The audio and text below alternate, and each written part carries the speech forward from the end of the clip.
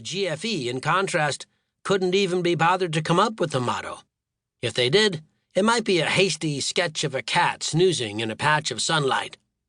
The Feline Empire was not concerned with rules or consistency. For cats, questions had infinite answers, from yes to no and everything in between, including a shrug and a yawn. Make no mistake, cats did have rules, and they agreed rules were generally meant to be followed, but only if you felt like it. Because cats and robots were close neighbors in the galactic community, they were constantly fighting.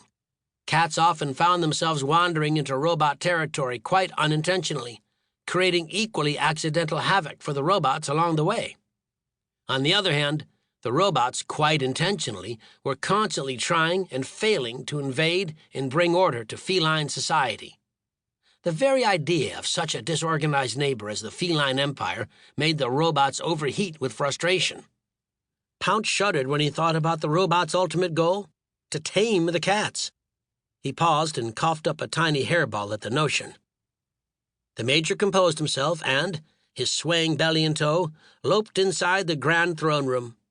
He slowed as he approached the massive upholstered grand throne and started scratching it, as one does when one is a cat trying to get the attention of the chairman of the great Feline Empire. The chairman's chair, the Meow's grand throne, was rumored to be the most expensive and elaborate cat tower ever created. Or rather, towers, 7 to be exact, each 4 stories high, with 7 separate satin-padded and shag-carpeted curl-up cubbies connected by ramps, silken rope bridges, and slides.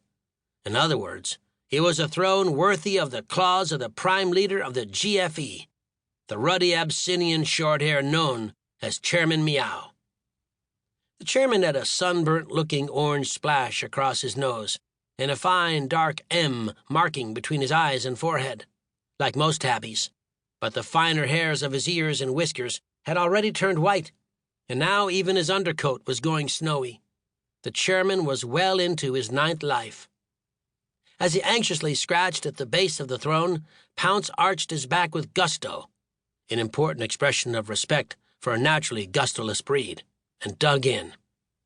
The chairman opened one eye and peered over the edge of the top platform, easily a 12-tail length above where the Major waited.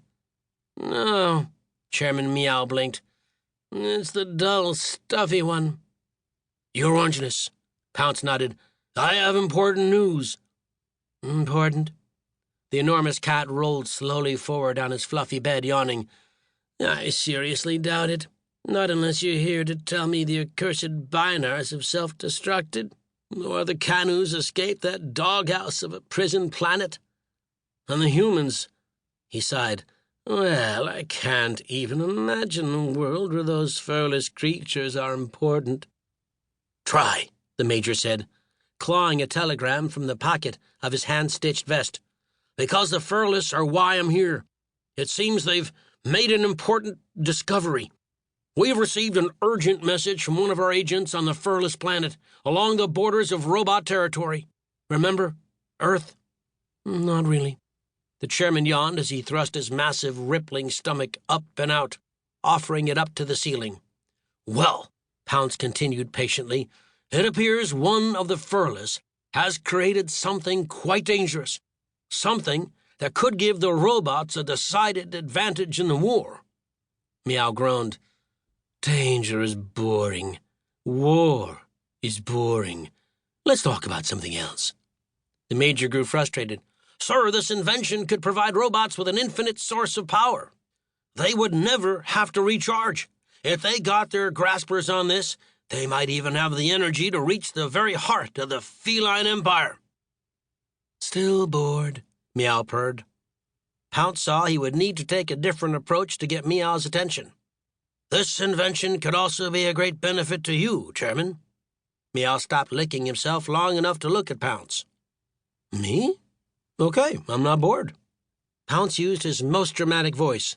"Rightly so, sir, because this very same furless invention could be used to give cats more than 9 lives." "Wait, huh?" Now Meow tried to sit up, struggling to support himself with the paw at either side. "What are we talking here?"